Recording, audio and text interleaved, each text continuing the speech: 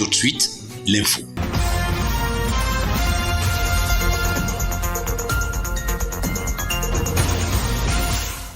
Rénové, équipé de plateaux techniques au service de spécialistes formés, l'hôpital régional de Marois, qu'a visité l'ambassadeur de France au Cameroun, son Excellence Christophe Guilou, le 8 juin 2021, est prêt à accueillir les malades de fistules obstétricales et de bec de lièvre, voire de maladies chroniques. C'est le fruit d'une coopération entre le Cameroun et la France à travers l'ONG Care Cameroun. C'est un lourd fardeau sur plusieurs plans. Les femmes qui sont victimes des fistules sont stigmatisées. Dans la prise en charge de ces pathologies-là, il sera question pour nous, n'est-ce pas, de bénéficier de cet appui de l'ambassade de France pour, à travers l'ONG Care Cameroun, pour prendre en charge ces patientes-là. Donc nous pensons que c'est quelque chose de très important qui contribuera, à côté de tout ce qui est déjà fait, à améliorer davantage l'état de santé de nos populations. Et ça, c'est pour le bien de ces femmes-là. Le diplomate français, qui n'en est pas à sa première visite, n'a pas fait mystère de sa présence. C'est ma deuxième visite à l'hôpital régional. Et pourquoi nous sommes là? Parce que nous souhaitons accompagner les activités de cet hôpital et venir en soutien aux malades dans deux domaines particuliers, les fistules obstétricales et les problèmes de bec de lièvre. Ce sont des vrais problèmes de santé publique, ici aussi, qui ont tendance à ostraciser celles qui en sont malades, en particulier les femmes. Et c'est dans cet esprit que nous sommes venus ici voir comment accompagner ce projet qui est mené par l'hôpital, mais également l'organisation Care internationale et donc la France à travers le ministère de l'Europe et des Affaires étrangères. S'il en était encore besoin de le rappeler. Projet qui nous a été présenté, qui bénéficie du soutien de Madame Aïssa Doumara. Et nous sommes là sur le terrain pour voir concrètement où ils en sont, comment ça peut être lancé, quels sont les vrais sujets, quels sont les enjeux, la prévention, l'information, le traitement, les soins, quels sont les chirurgiens qui sur le terrain mènent ces opérations qui sont très délicates. Et c'est pour ça que nous sommes venus avec moi-même et une délégation de Paris. Impressionné par la métamorphose de cet hôpital, Christophe Guilou s'est réjoui de ce que les malades n'auront plus à se déplacer pour Douala et Yaoundé. Je suis impressionné par les changements que j'ai pu constater sous la direction de son très dynamique directeur de l'hôpital, qui est en train de rendre cet hôpital comme un hôpital de référence. Et sur les pathologies les plus graves, on parlait tout à l'heure des problèmes de fistules, de bec de lièvre, ça permettra aux malades, aux patients, de ne plus être obligés de se déplacer pour des opérations très délicates à Yaoundé et à Douala. Vive la coopération franco-camerounaise en matière de santé pour le bonheur des malades de fistules obstétricales et de bec de lièvre.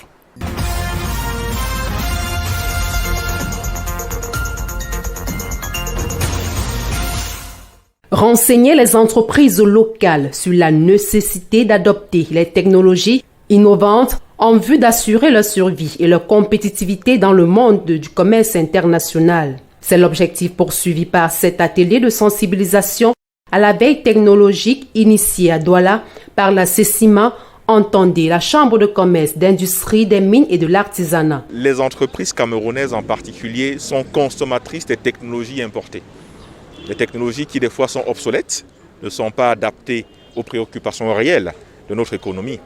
Donc il était important pour la Chambre de commerce, d'industrie et des mines de l'artisanat d'apporter aux entreprises des éléments qui les aident à se prémunir des risques de cette globalisation-là et de prendre les meilleures décisions d'investissement. La CECIMA a tout fait de procéder à une mise à jour de ces données en son sein. Nous avons fait de la veille à leur place, de veille sur mesure à leur place. Donc ces outils sont disponibles au niveau du centre d'information et de documentation économique de notre chambre de commerce. Nous avons Evernote qui est là, nous avons Madtrip également qui est là. Nous sommes en train de travailler avec Compass pour acquérir également cette base de données et qui permettent aux entreprises d'être au courant de toutes les innovations technologiques du moment. Parce que notre souci, c'est que lorsque les entreprises doivent commander leurs équipements, qu'elles commandent les équipements qui permettent d'être compétitifs, plus d'importer des équipements vieilles, plus d'importer des équipements polluants, des équipements qui ne leur permettront pas d'être aussi à la pointe comme les autres entreprises. Initiative salutaire pour ces investisseurs qui entendent saisir les opportunités de développement de leurs projets. Nous avons des concurrents qui naissent tous les jours. Nous avons également des produits semblables qui sortent de tout le monde entier et personne ne vient vous faire du cadeau. Et là, il faut créer vos stratégies personnelles pour essayer de contourner et rendre votre entreprise pérenne. Une plus-value à l'essor du tissu économique camerounais qui ne demande qu'à être mise en exergue.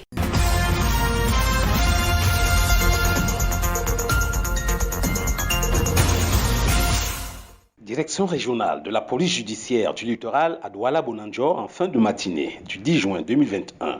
3 individus de moralité douteuse sont présentés à la presse pour activités dangereuses, le braquage. Ils sont âgés de 25, 36 et 39 ans. L'un d'eux, détenteur d'une arme à feu, clame ne l'avoir jamais utilisée. En fait, déjà, si je suis là, c'est par un aspect de dénonciation.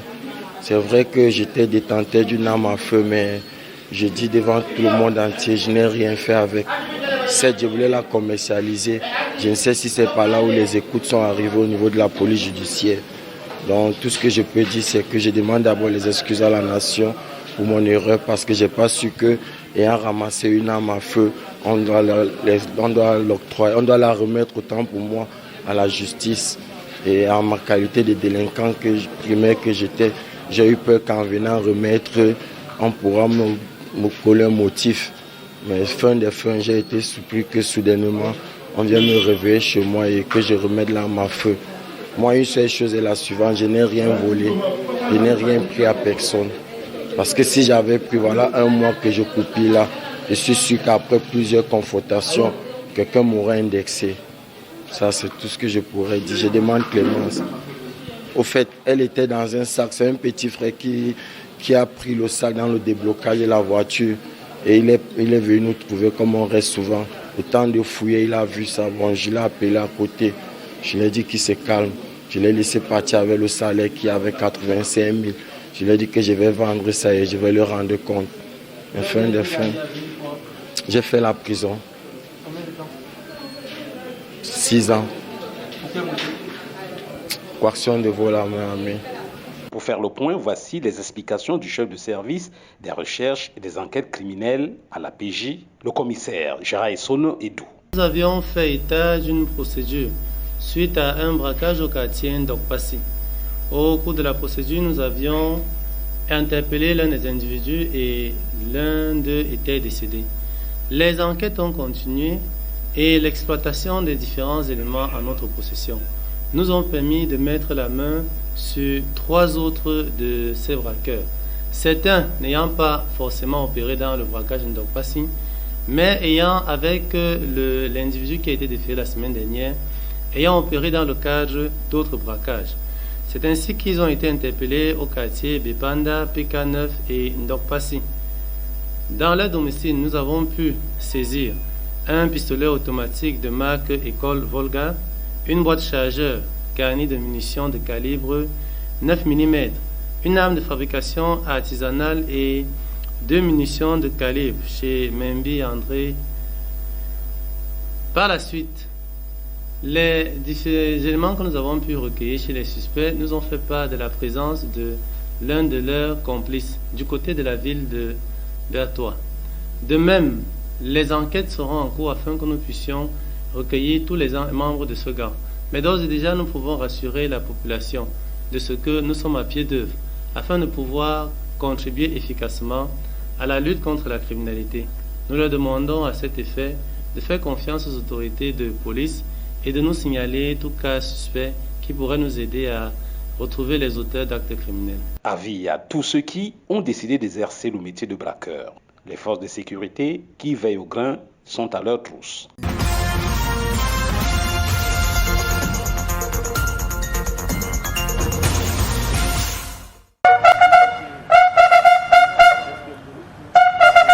Le général de corps d'armée René-Claude Meka, chef d'état-major des armées, était en visite de travail de 72 heures dans la région de l'extrême nord. Il était accompagné du général de division Baba Soulé, chef d'état-major de l'armée de terre, du poste de commandement de la 4e région militaire interarmée de Marois à Mora au poste de commandement du 1er secteur de la force multinationale mixte. Le chef de l'état-major a visité tous les postes et avant-postes de commandement de l'armée de la région, des plus petits aux grands. René-Claude Meka a rencontré et échangé avec ses principaux responsables et collaborateurs, au nombre desquels le général de division Sali Mohamedou, commandant de la 4e région interarmée, le colonel Njoya Jules, commandant en second de la 4e région de gendarmerie, le médecin-chef et le délégué régional à la Sûreté nationale de l'extrême nord. Le chef de l'état-major des armées, René-Claude Meka, au terme de ces échanges élargis à certaines forces vives et représentants des populations et communautés. À l'occasion de mon passage dans une région comme c'est le cas actuellement ici, je procède à l'examen de la situation qui prévaut dans la région militaire concernée. En cas de besoin, je procède à un recadrage. Avant de quitter Marois, le chef d'état-major a fait des recommandations pour maintenir le cap. Le renforcement du dispositif sécuritaire de manière à en finir avec les incursions de Boko Haram et autres éléments armés. L'intensification des opérations de contrôle et de patrouille afin d'éradiquer les phénomènes de prise d'otages avec des demandes de rançon, le renforcement de la collaboration entre les différentes forces pour une synergie d'efforts de la défense de l'intégrité nationale, la sécurisation de l'axe Morawaza, Dabanga, Kousseri, la multiplication des actions civilo-militaires, le renforcement des comités de vigilance. Oui, je repars satisfait parce que, vous savez, le Boko Haram est là depuis un certain temps et je crois que nous avons trouvé la bonne mesure pour nous battre contre lui. Je ne vais pas vous dire, parce que ce ne serait pas juste, que le Boko Haram est vaincu. Il est encore là, il commet des exactions, il pose des actes qui sont dommageables pour les populations, pour l'économie de notre pays. Mais nous tenons le bon bout. C'est satisfait de sa mission que le chef d'état-major de l'armée camerounaise a quitté Marois dimanche 6 juin 2021.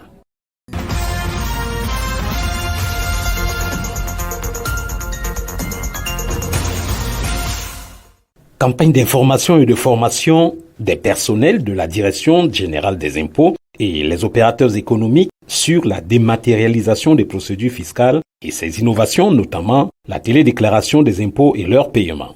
La caravane de la Direction générale des impôts a fait halte au centre des impôts de l'extrême nord à Marois le 4 juin 2021. Au programme de la formation, 5 modules. Les innovations en matière d'impôts sur le revenu, sur la TVA, sur les droits d'enregistrement, pour ne citer que celle-là. Une étape de finalisation de toute cette procédure de dématérialisation qui a été entamée au niveau de la Direction générale des impôts par la direction des grandes entreprises en 2014, les centres des impôts des moyennes entreprises en 2018 et en 2021, nous sommes donc dans les centres divisionnaires des impôts et nous terminerons avec les centres divisionnaires des impôts de l'Interland. Ça veut dire les centres divisionnaires des impôts des départements à partir du 1er juillet 2021. Et nous aurons donc fait la boucle en ce qui concerne la dématérialisation des procédures au niveau de la Direction générale des impôts. Le paiement des impôts et taxes est désormais possible en tout temps et en tout lieu grâce aux téléprocédures. Elle concerne tout ce qui est télédéclaration des impôts, droits et taxes auxquels sont assujettis les contribuables et également le paiement. Aujourd'hui, les paiements vont être faits et sont même d'ailleurs faits autant par le téléphone portable que par les virements bancaires et en espèces au niveau des guichets de banque. Avant, nous avions uniquement les virements bancaires et ce que nous appelons online tax payment au niveau de la direction des grandes entreprises. Destination suivante de la caravane de formation aux télédéclarations des impôts, Garoua et Ngaoundéré.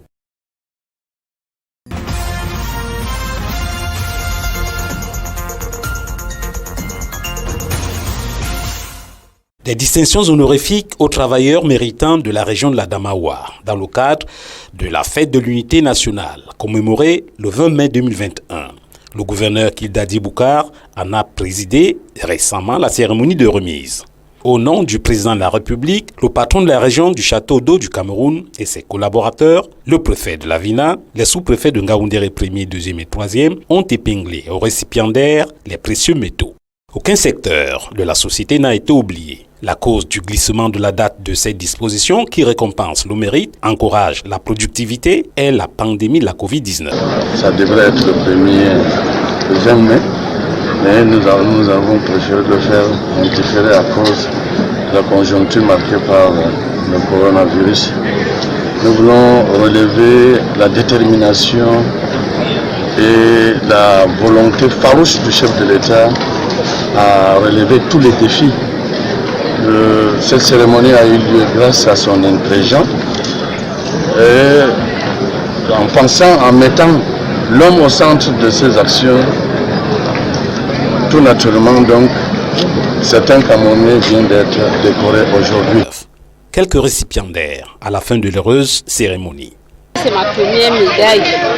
La joie est à son comble. Nous sommes vraiment reconnaissants de cette marque de gratitude que le haut commandement nous a offert. Expression de confiance, de remerciement et d'une invite renouvelée, n'est-ce pas, à être un serviteur dévoué, à être un serviteur laborieux et aussi à respecter la déontologie pastorale et étatique. Il y a déjà cette passion, cette volonté qui fait à ce que je puisse porter haut l'image des aéroports du Cameroun à l'aéroport de Ngaoundéré. C'est une interpellation à plus de travail, à plus d'ardeur au travail. Il faudrait davantage, plus d'efforts, non seulement pour me maintenir, mais pour mieux encadrer mes étudiants. Pourquoi ne pas le redire? C'est le travail qui paye.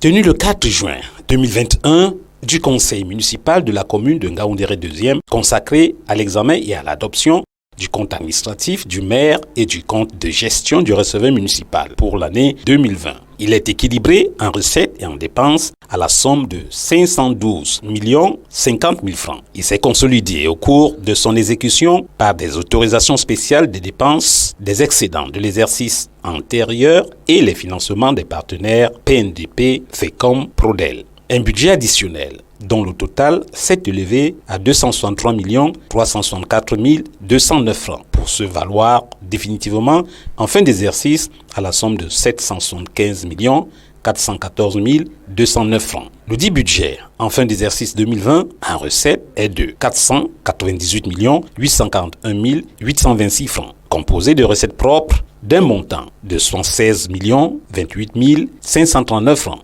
soit 15% de la recette globale. Le budget 2020 a été exécuté à 64%, d'où le satisfecit du représentant de l'État qui a tout de même relevé quelques manquements au niveau de la collecte des impôts dans certains domaines. Non sans inviter à plus d'efforts pour une amélioration. Ce budget qui a été exécuté l'année 2020 a été exécuté selon les règles de l'art. Il a été exécuté pour le financement d'un certain nombre de projets qui étaient programmés dans le plan communal de développement. Il a été exécuté pour améliorer le cadre et les conditions de vie des populations. Et je pense que nous sommes satisfaits de ce qui a été fait. Plus d'1 milliard, 2 millions ont été investis en 2020 et le chef de l'exécutif municipal compte en faire davantage avec l'aide des partenaires. La commune de Ngaoundéré a plusieurs partenaires. On l'a cité dans le cadre de notre mot de bienvenue. Nous avons le premier partenaire de FECOM avec qui nous avons entrepris, nous avons signé une convention pour la construction de 126 boutiques pour un montant de 479 millions. nous avons le Prodel, avec qui nous avons signé une convention pour le financement des projets à hauteur de 600 millions cette année en Ngaoundé le deuxième. Avec le PNDP, il y a beaucoup d'autres projets. Il y a un pont de plus de 100 millions et un grand magasin de stockage de produits agroalimentaires à Daran qui a été signé et nous attendons le lancement des marchés pour que ce projet soit palpable sur le terrain. C'est par un appel au civisme que le préfet de la Vina a clos les travaux. On ne peut plus, dans la ville de Ngaoundé, trouver des gens qui sucent des mangues, les balancent sur la route. On ne peut plus trouver des gens qui balayent leur maison et vont vider les ordures dans la rigole. Tout ça là, c'est des choses qu'on ne doit plus avoir. On ne peut plus avoir des gens qui vivent en ville et qui ont la brousse devant leur maison, au point où d'autres posent même des pièges, des rats et des serpents devant leur maison. En ville, ça ne doit pas exister.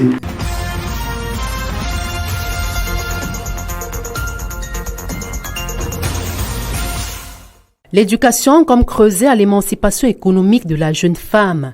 C'est le plaidoyer porté par ONU-SIDA en faveur de la scolarisation des jeunes filles au Cameroun pour faire fléchir la courbe des nouvelles infections VIH au sein de cette cible. Et pour y parvenir, une synergie d'action est plus que nécessaire autour de l'initiative Éducation Plus.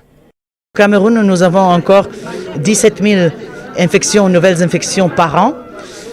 Nous avons constaté que ces infections sont beaucoup parmi les jeunes et surtout parmi les jeunes femmes et les adolescentes. Les jeunes femmes et les filles adolescentes âgées de 15 à 24 ans sont 9 fois plus infectées avec le VIH que les garçons et les hommes du même âge. Donc, c'est inacceptable. Il faut faire quelque chose. Une sensibilisation, renforcement des politiques autour de l'encadrement des adolescentes qui a connu l'adhésion des agences onusiennes et de 8 ministères, entre autres le ministère de la Santé publique et celui des enseignements secondaires. Le programme Éducation Plus est bénéfique car nous voulons changer les mentalités en faveur de la participation de la jeune fille à la vie sociale. Les femmes ont du potentiel, surtout les femmes africaines. Elles peuvent beaucoup apporter à l'économie. Pour réduire le VIH chez les jeunes filles, il faut déjà qu'elles sachent les conséquences pour mieux se protéger. Et ceci passe par l'éducation. Prenant la parole, le secteur privé porté par le JICAM a égrené un chapelet d'actions sociales jusqu'ici menées par le patronat en faveur de cette noble cause. L'exposé des organisations de la société civile est venu signifier l'urgence de l'implémentation du paquet plus de ce programme. Les packages plus, que c'est aussi l'éducation sexuelle et sur la santé reproductive, la transition de l'école dans la vie active, dans les marchés du travail, que ce soit dans les formels ou dans les formels, la prévention de la violence basée sur le genre, etc. Mais aussi l'hygiène menstruelle. L'objectif final poursuivi ici est l'éradication du VIH et l'amélioration de la situation économique et sociale des jeunes femmes et de la population dans son ensemble.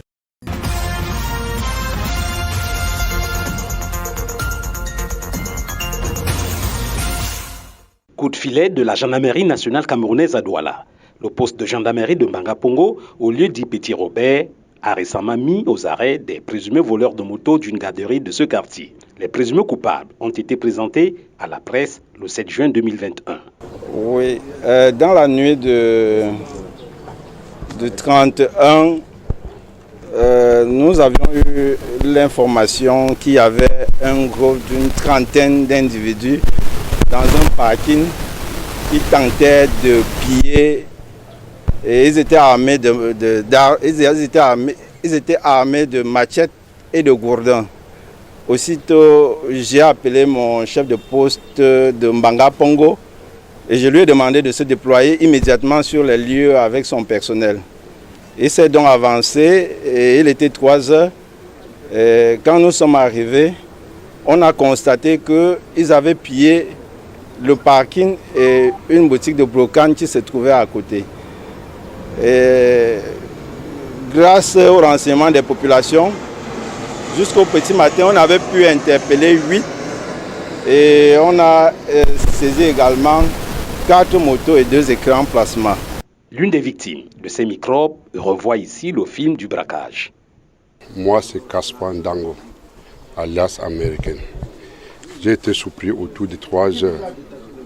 Autour de 3 heures le 31 de ce mois-ci. À 3 heures du petit matin, par un groupe de plus d'une trentaine de Benskina. En faisant des bruits pour venir dehors, moi, je me suis demandé que peut-être un lever de corps où il y a un cas qui est entré dans le quartier. Je comprends des bruits dehors. Voici un premier parking ici. Arrêtons-nous ici. On commence ici. L'autre dit que non, ce n'est pas le parking ici, c'est encore dedans, c'est dans Mbanga Pongo. L'autre dit mouf, on commence ici. Je comprends que le coup d'épée sur la barre avec force. Je me lève pour la barre, il tape, il envoie les gens en haut pour escalader, pour en trouver. Parce que si moi, j'insiste de ne pas ouvrir, ça veut dire que je connais ce qui se passe, ou peut-être j'ai refusé de leur montrer ce qu'il voulait. Je dis que non, entrez alors chérie, ce que vous voulez. En entrant, il entre avec la mascarade sur moi, commence à me taper. Ce que j'ai reconnu à le monsieur qui était en pilote short, qui se retrouve parmi eux, qui était le premier à prendre l'appareil dans ma chambre. Le monsieur ici, le voici. Qui s'approche ici? Qui s'est mis dans ma chambre, il a arrêté, et le petit ampli qu'on doit saisir à main, voilà ça là-bas. Mets ton nom au niveau de la porte. Entrez avec. Il est le premier à prendre l'appareil dans ma chambre. Tant que c'est pendant qu'on me tapait avec mon enfant de 12 ans. Si donc l'enfant n'a pas été tombé à terre. Je crie maintenant à mon patron, à l'enfant, que bon, pardon pour signaler là-bas que si vous voyez les Benskina sortir avec des groupes de choses, pardon, vous arrêtez, c'est moi qu'on a été tué, encore des gens au parking. Vous arrêtez.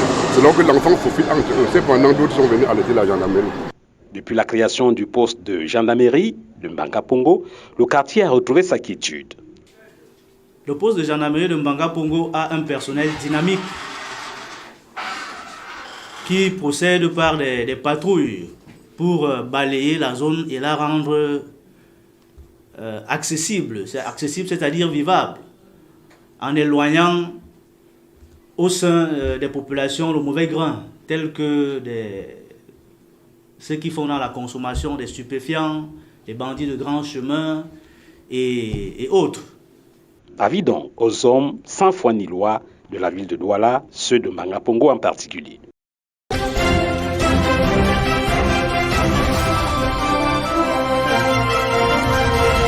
Director of the University of Douala, Professor Magloire Ondoa, has installed 3 new officials recently appointed by the head of state at the University of Douala. On May 26, 2021, the head of state, President Paul Biya, in a communique, appointed Ekambi Dibonge Guillaume, Vice Rector in charge of research, cooperation and relationship with the business world. In the same communique, Modiko Kobebe Henri Desiree and Mbagambindi Marie Alain were equally appointed respectively as Secretary General and Director of Academic Affairs and Cooperation at the university. For them to fully take function after their nominations, they have been installed this June 10, 2021 by the Rector of the university. Attended by government officials and native authorities of the littoral region, the installation ceremony also had the participation of friends, well-wishers and students of the institution. After a honorific presentation of the nominees, Professor Magloire Ondoa declared them installed. Toute chose, remercier le chef de l'État et tous ses proches collaborateurs qui ont permis cette nomination. Remercier tous ceux qui m'ont soutenu jusque-là. To add more joy in the already festive mood, Njore went deep into his rich musical repertoire to set ablaze the Amphi 300 of the University of Douala. Installed, the expertise of the newly officials is highly awaited by both students and inhabitants of the economic capital.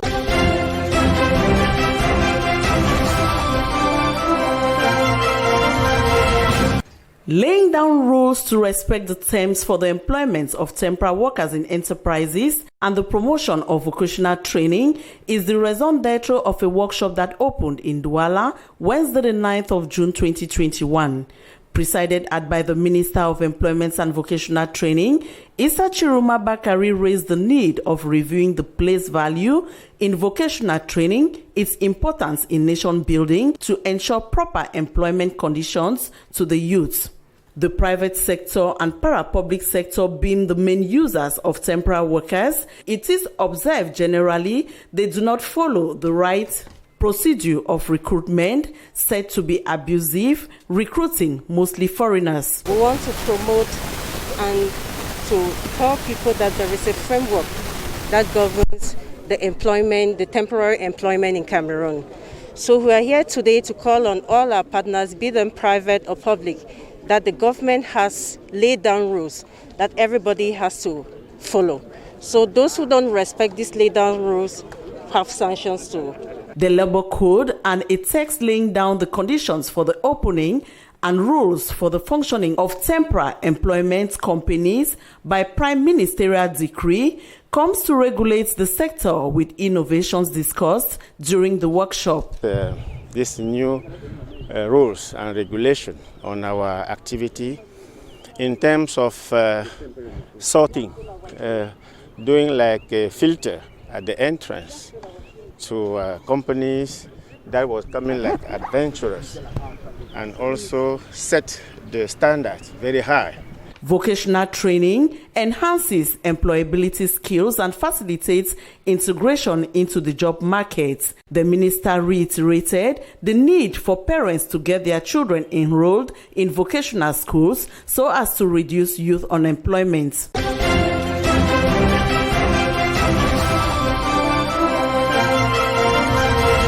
Apart from spiritual grooming of Christians, the church remains one of the development agents in every community. It is in this light that these 52 graduates, among which were 47 pastors from the Apostolic Church in Cameroon, were successfully trained in the field of higher technical diploma in development studies, a specialized program of the Pan-African Institute for Development West Africa PADWA, as a means to empower and make these graduates veritable agents of development in their respective communities. We've just sent out about 52 graduates. 47 of them are pastors of the Apostolic Church in Cameroon, and the 5 others are just other students who participate or registered in the program. And the program is a higher technical diploma and development studies, and believes that the church is a partner in development.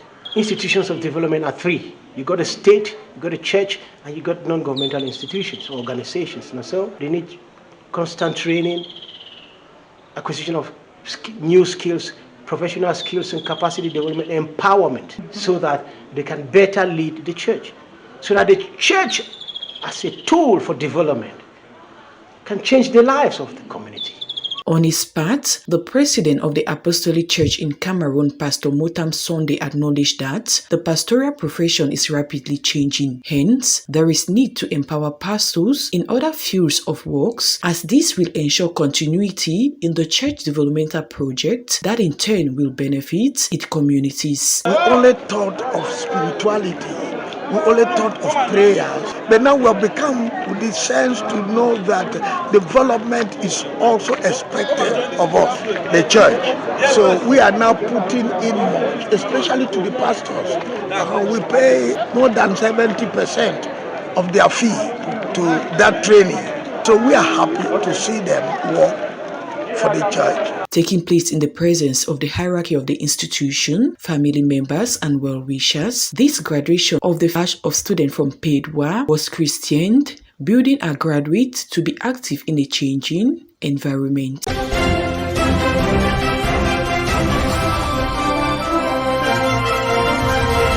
Shrimp trade being a source of economy, nutrition and employment to the Cameroon's population, the Ministry of Livestock, Fisheries and Animal Industry, in collaboration with the Food and Agriculture Organization, in a Douala workshop, are seeking ways to improve production and competitiveness through the Fish for ACP program. Opening the workshop in Douala Wednesday, June 9th, 2021, the Cameroon representative of the Food and Agriculture Organization noted the program is focused to enhance shrimp production and ameliorate the performances of small and medium-sized enterprises. Shrimp production is a good value chain choice for Cameroon for economical reason, for biodiversity. It's important for the economical balance of the Cameroonian government. Stakeholders in the sector says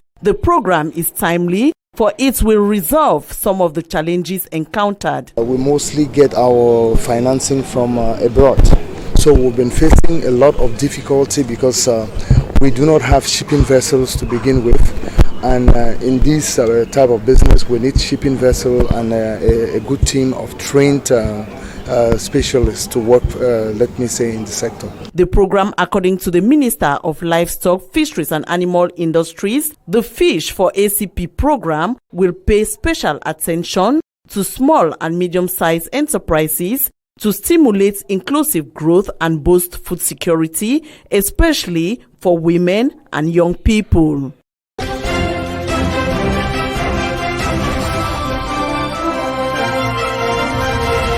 The whistle of official exam has been blown in Cameroon. The 7th and the 8th of June 2021 respectively marked the beginning of the Baccalaureate Technique, Baccalaureate General and the Technical GCE exams all over the national territory.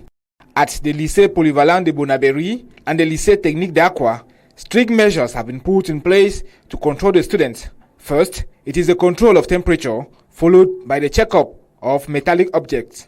Once on the school campus, the students are asked to wash their hands and get rid of their bags before going into the classrooms.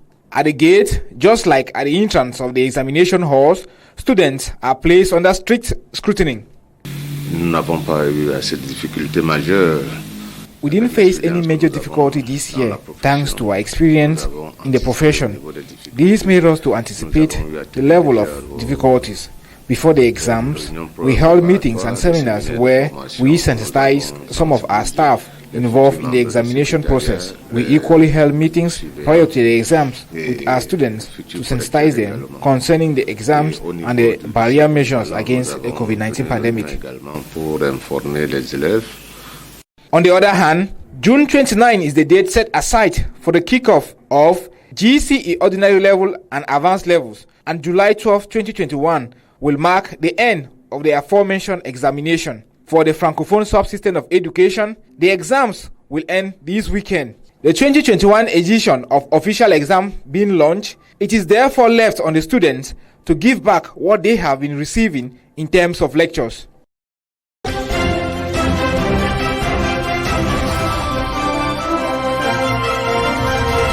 The 3 days maiden budgetary session of the Southwest Regional Assembly has ended in Buea. During this closing ceremony chaired by the representative of the state, Bernard Okala-Bilai, it was unveiled that the proposed budget of 2,750,000,000 francs CFA was adopted as operating expenditure and investment for the 2021 financial year for the Regional Council, with focus on governance. Also during this meeting, 3 standing orders were adopted as it is expected to henceforth shape the conduct of Regional Council members. We've adopted very interesting standing orders for the 3 institutions, the Regional Assembly, the House of Chiefs, and the House of Divisional Representatives. So it will not be possible again for many regional councillors to behave anyhow during such sessions.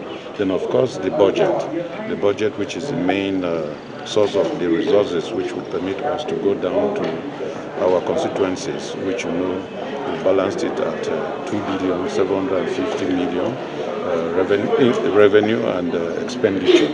During the 2 days intensive deliberations that held at the level of different committees, some recommendations were made by committee members. Among them is the need to ensure the effective involvement of the population of the 2 English-speaking regions of Cameroon for an effective realization of the decentralization process. The people of the Southwest region, and particularly the English-speaking communities in this country, have tasted what decentralization is all about. Any attempt to undo what is decentralization will not be good signals for our people.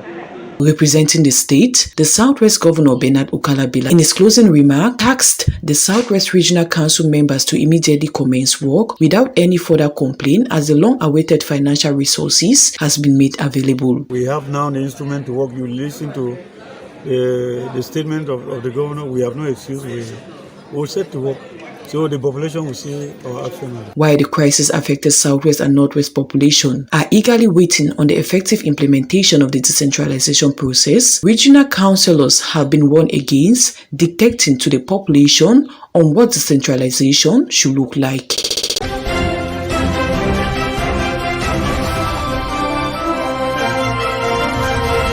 Out of the sum of 2.5 billion francs CFA set aside as projected revenue collection for the 2020 financial year of the Buea Council, 69.5% was realized for the 2020 financial year, down from 59.2% in 2019. This increase in revenue collection for the Buea Council was revealed by Barrister David Mafani Namange, Mayor of the Buea Council, during this first ordinary session of the Buea Council set aside to examine the administrative, management and stores management account for the council for the year 2021. Taking into consideration the ugly face of the COVID-19 pandemic and the socio-political crisis in the Northwest and Southwest regions, we still manage, thanks to some devoted staff and the population of Buea, not leaving out the councillors and administration, the forces of law and order, they all accompanied us to realize a budget of slightly above 69.5% in revenue, and in expenditure we're close to 60%. With what we realized that thanks to God and those I cited, it was a positive year. We could have done better if we were living in peace. In his opening speech, Mayor David Mafani indicated that despite the prevailing context of the COVID-19 and the socio-political crisis that has greatly affected the activities of the Buea Council, some projects including the payment of salary arrears, payment of retirement benefits, payment of inherited debts, among others, were realized. We have cleared salaries arrears, we have paid salaries up to date in our Buea Council, and other investments were carried out. And I want to say that, like some roads, the street lighting of Buea municipality, we dug some boreholes because water is a problem in Buea. And we are going to continue in those areas. Representing the SDO for Fako, the first deputy SDO for Fako, Madame Merelin Ufo, in her keynote address, congratulated the council for its efforts towards the fight against insecurity and measures to curb the spread of COVID-19 within the municipality, while reassuring the council of the constant support of the administration and the forces of law and order.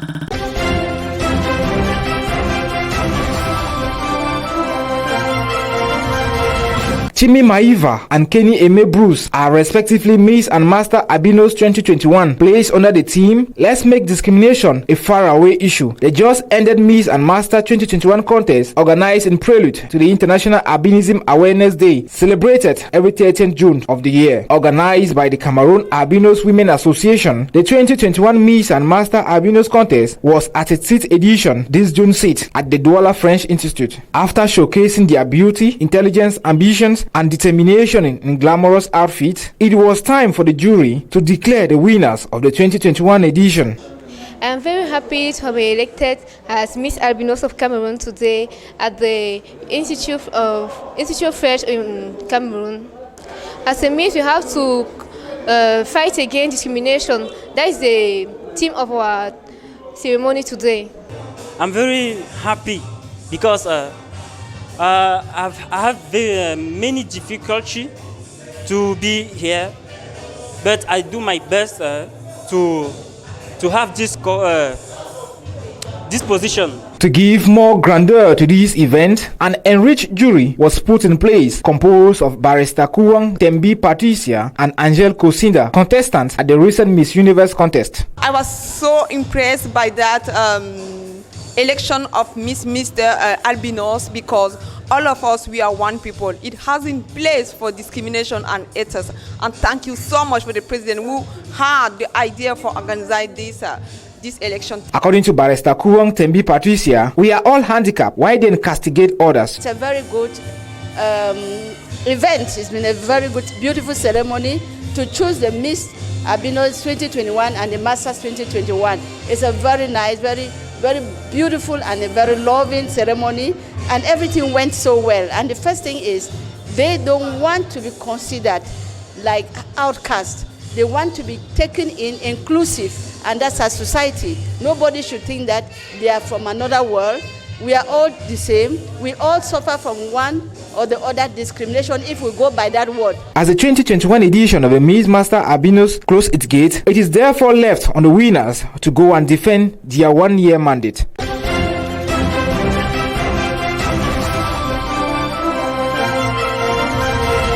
$3 billion CFA francs is the voted budget at the end of this first ordinary session of the Littoral Regional Council.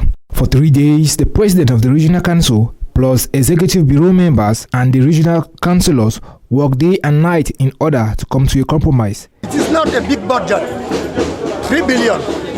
These 3 billion are only to put in place the organization who will help us from next year to build the littoral region, to build the development of the littoral region as we want. It should be noted that the 3 billion budget is aimed at effectively putting in place the regional council while waiting for the real budget for the year 2022 to be voted in November. In this slide, it is therefore in 2022 that works in the littoral region will effectively kickstart under the regional council. Aside the voting of the budget, many other resolutions like the putting in place of internal rules and the solicitation of FEICOM to accompany the regional council in its activities were taken. As this first ordinary session of the Littoral Regional Council ends this Wednesday, June 3, 2021, at the Aqua Ceremonial Hall, the month of November is expected to host the second ordinary session of the Littoral Regional Council.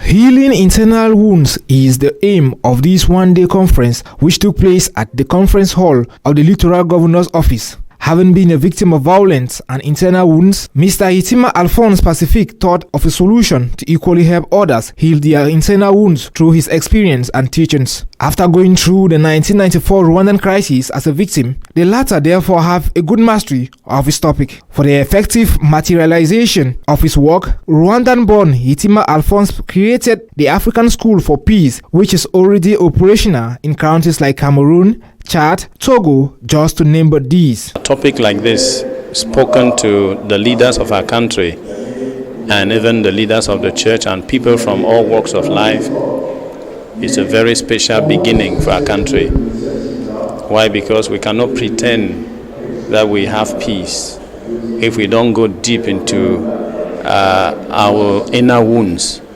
and seek for reconciliation. According to Mr. Hitima, one of the treatment for internal wounds is forgiveness. When you refuse to forgive, you can't move on. In the very presence of the Littoral Governor and a host of participants, Mr. Hitima Alphonse narrated his life and childhood during the Rwandan crisis of 1994. For the author of the book, La Guérison des Blessures Intérieures, when you are not healed from those who hurt or shock you, you will hurt and shock those who didn't hurt or do you any wrong.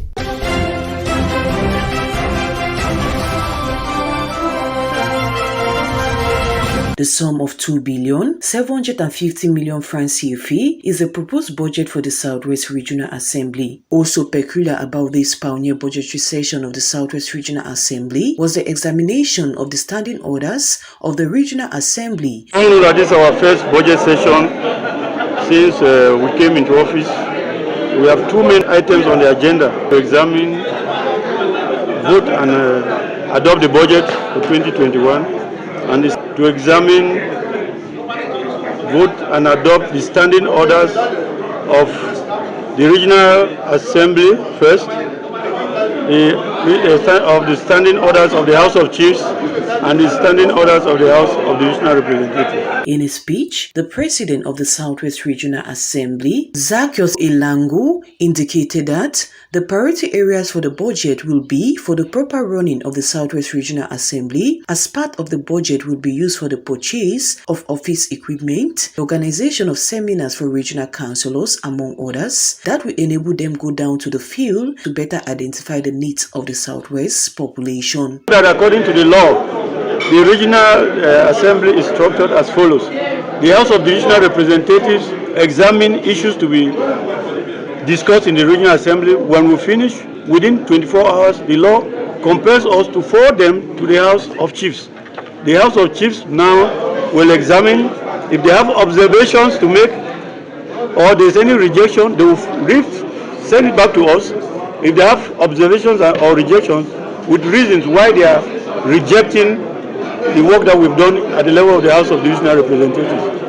If the disagreement persists, as the law says, the House of Divisional Representatives now will vote the deliberation, whatever issue was on the table, and forward to the President of the Regional Executive Council for execution. Taking place in the presence of the representative of the state, Governor Bernard Okalabilai, he admonished the regional councillors to ensure that the needs of the Southwest affected population are met, while condemning any seed of disaccord existing between members of the Southwest Regional Council.